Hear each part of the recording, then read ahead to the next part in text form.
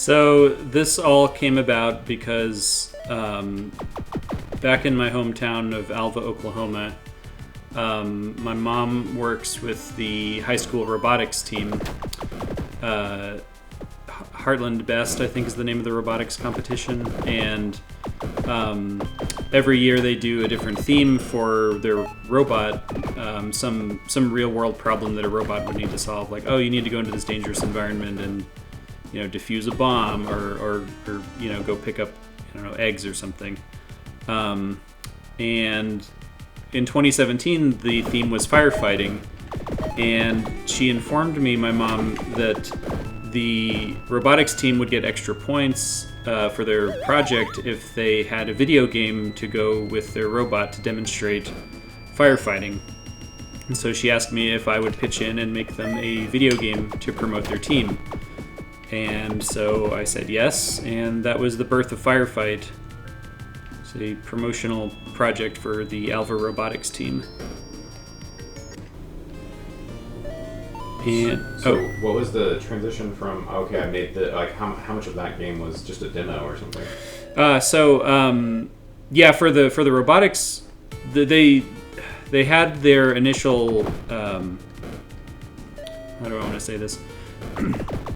The first time they showed off their robot for their local robot competition in Alva, I had just finished 3 maps, I think. I had the main gameplay loop done, and I had finished 3 maps, and originally this was designed as like a Donkey Kong style arcade game where there's just 3 levels, and then you just loop over those levels over and over, and the game gets progressively harder and harder. They did well at their local tournament, and they went on to regionals a few months later, and so that gave me an opportunity to add more to the game between when they did their local tournament and their regionals tournament.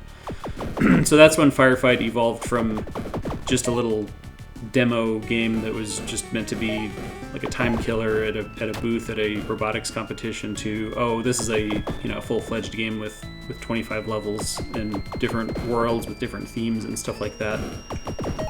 And once I had the gameplay loop done, the rest of it actually went pretty quickly. I remember that I had all of the maps for the game designed in a couple of days, which is a lot faster than I'm used to working, but I had the deadline of their regionals competition to kind of push me. I think Pac-Man is a pretty obvious inspiration here. I wanted there to be a little bit more flexibility with how you played it than a Pac-Man clone. So, for example, a lot of these hallways are wider than the robot, so you can move up and down inside the hallways, so you have a little bit more flexibility than you would in Pac-Man. Just arcade games in general. I don't know that there was a really specific game that inspired me. I just wanted to do something. Really, this was my first game to make in the Game Maker engine, and so a lot of this was also just giving myself an opportunity to teach myself how to do different things in Game Maker, I don't know, random enemy movement, AI for the fire guys and stuff like that. This was also the first game that Daniel and I ported to a console. Several years after it was completed and released on Steam and everything, we decided that we wanted to become console developers, and so we applied for the PlayStation 5 console development program and got accepted, and they sent us all of the kits and everything, and we decided that Firefight would be the shortest and easiest game to figure out how to port. But I think in another sense, this was also one of the most difficult games to port because it was one of my oldest, and so it had a lot of bad programming practices that bit us in the rear when it came time to port it to PlayStation. One thing we ran into right off the bat was that the game was originally designed to run at 30 frames per second, which the PlayStation 5 doesn't support. I think 60 frames per second is the minimum.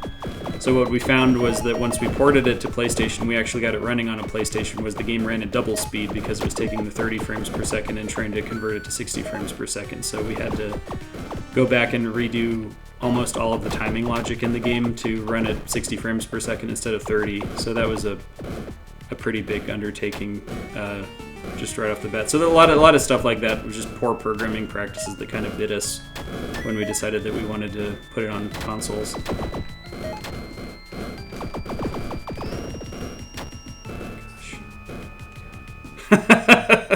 It's stressful. In the very early days of me going out with finished games and trying to get people to buy them, I remember I went to this convention in New Mexico. This is back when I lived in Albuquerque. I went to a New Mexico convention, and there was this guy who came to our booth. We had FireFight and The Idiot's Tale, I think, were the only two things that we had finished so far, and I was trying to get this guy interested in FireFight and get him to, ideally I would get him to buy the game, but at this moment in time I was just trying to get him to just play it. And, I kept handing him the controller, like, here, you try the game, and he was like, no, I'll just watch. I remember he had a plate of chili fries that he was eating, and he just stood there and ate his chili fries and watched me play the game for him, and didn't say anything positive or encouraging. He just ate his chili fries and then eventually wandered away. And I think about that sometimes.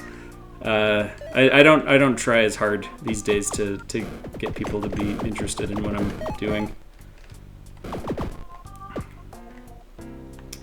I'm trying to think if there's any. I mean, on the positive side, I think, like with Emmy, we get a lot of interest from kids on FireFight at conventions. There's some kids that really get into FireFight, and that's always fun to watch, to see them get the hang of this and get excited about it.